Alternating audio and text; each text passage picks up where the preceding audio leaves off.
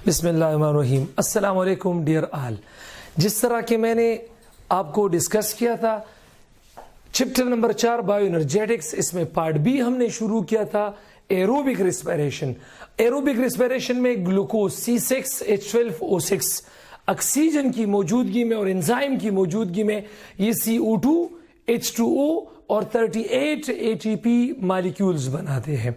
तो मैंने डिस्कस किया था कि ये एक सिंपल रिएक्शन नहीं है, this reaction complete in 4 step. अब पिछले लेक्चर में हमने डिटेल में डिस्कस किया था ग्लाइकोलाइसिस। ग्लाइकोलाइसिस में हमने जान लिया था कि किस तरह एक ग्लूकोज को हम इसकी ब्रेकडाउन करके इसे पायरुविक एसिड बना लेते हैं। 2 मॉलिक्यूल्स बना लेते हैं हम पायरुविक एसिड की। अब हम पायरुविक एसिड से स्टार्ट लेंगे कि पायरुविक एसिड फर्दर किस तरह रिएक्शन करता है। तो पायरुविक एसिड जब फर्दर रिएक्शन करता है तो उस रिएक्शन को हम लिंक रिएक्शन कहते हैं।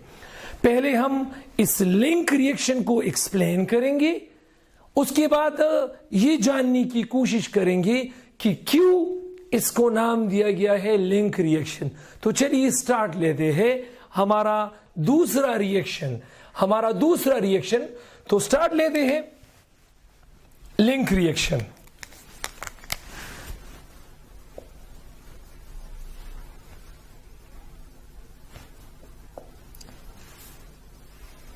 अब जिस तरह टेक्स्ट बुक का तरीका है तो हम वहां से शुरू करेंगे और फिर बाद में मैं अपना तरीका उसमें एक्सप्लेन करूंगा। तो लिंक रिएक्शन पहले इसकी अकरेंस करेंगे कि लिंक रिएक्शन कहाँ होता है। तो लिंक रिएक्शन माइटोकॉन्ड्रिया में होता है और माइटोकॉन्ड्रिया की मैट्रिक्स में होता है। So link reaction occurs in mitochondrial matrix. Link reaction occurs in mitochondrial matrix.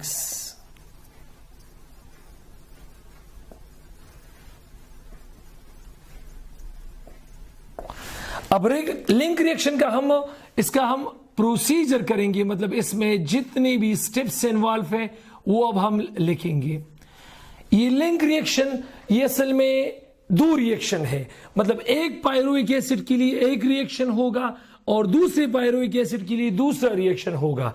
तो लिंक रिएक्शन में इधर एक एक्सप्लेन करूंगा, हालांकि ये एक ग्लूकोज के लिए 2 दफा होता है। तो ये मैं एक्सप्लेन करूंगा सिर्फ एक, लेकिन ये एक्चुअली होता है 2 दफा सिमल्टेनियस। तो इसके पहले स्टेप में क्या होता है, इसके पहले स्टेप जिस तरह आपकी बुक में है कि पायरुविक एसिड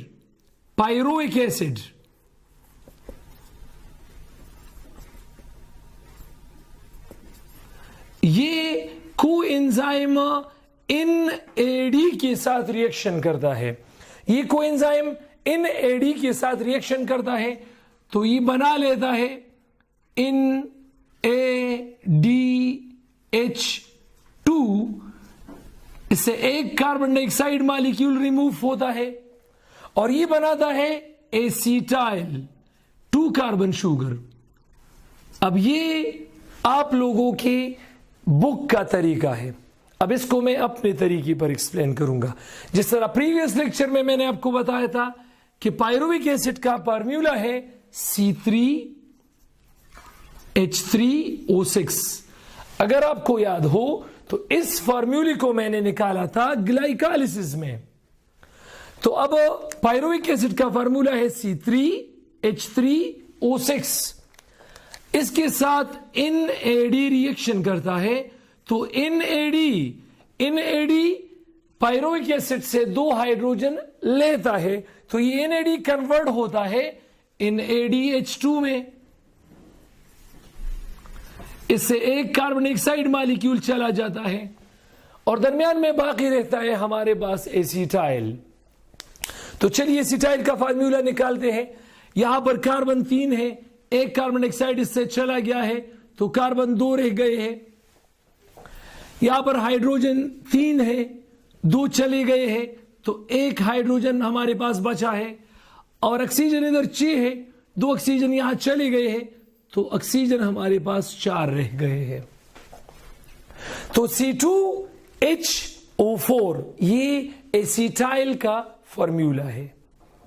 अब नेक्स्ट स्टेप क्या होता है? नेक्स्ट स्टेप हमारे पास होता है ये एसिटाइल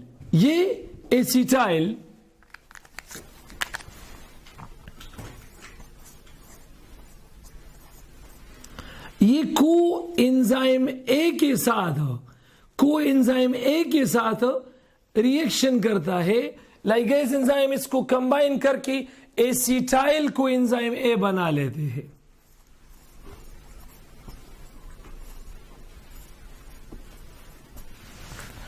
अब इसको मैं अपने तरीके पर एक्सप्लेन करूंगा। एसिटाइल, इसका फार्मूला ये है कि C2H4 इसके साथ कोएंजाइम ए रिएक्शन करता है। ये कोएंजाइम ए एसिटाइल से 2 ऑक्सीजन लेता है, तो हम एसिटाइल कोएंजाइम ए की कंबाइन फॉर्मूले में 2 ऑक्सीजन कम लिखेंगे। किस तरह? बॉन्ड बनाने के लिए ये कोएंजाइम ए इस एसिटाइल से 2 ऑक्सीजन ले लेता है, तो ये इसका फार्मूला कुछ यूं बन जाता है C2H2O कोएंजाइम ए। इसको हम एसिटाइल कोएंजाइम ए कहते हैं। अब यही एसिटाइल कोएंजाइम ए यहां से क्रिब्स साइकिल शुरू करेगा। तो इस रिएक्शन का नाम है लिंक रिएक्शन। क्यों इस रिएक्शन का नाम है लिंक रिएक्शन? क्योंकि ये रिएक्शन ग्लाइकोलाइसिस को क्रिब्स साइकिल के साथ लिंक करता है। लिंक रिएक्शन को लिंक रिएक्शन क्यों कहते हैं? Because this reaction links glycolysis with Krebs cycle. That's why this reaction is known as link reaction. तो लिंक रिएक्शन क्या है? पायरुविक एसिड से, in simple word, pyruvic acid को आप कन्वर्ट करो एसिटाइल कोएंजाइम ए में, तो ये हमारे पास लिंक रिएक्शन है। और फर्दर हमारे पास this acetyl coenzyme A enters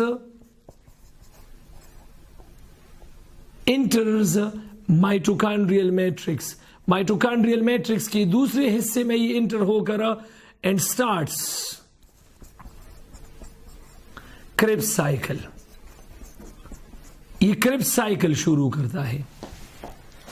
अब ये रिएक्शन मैंने बताया था कि ये रिएक्शन हमारे पास 2 दफा होता है, तो हमारे पास 2 NADH2 बन जाएंगे।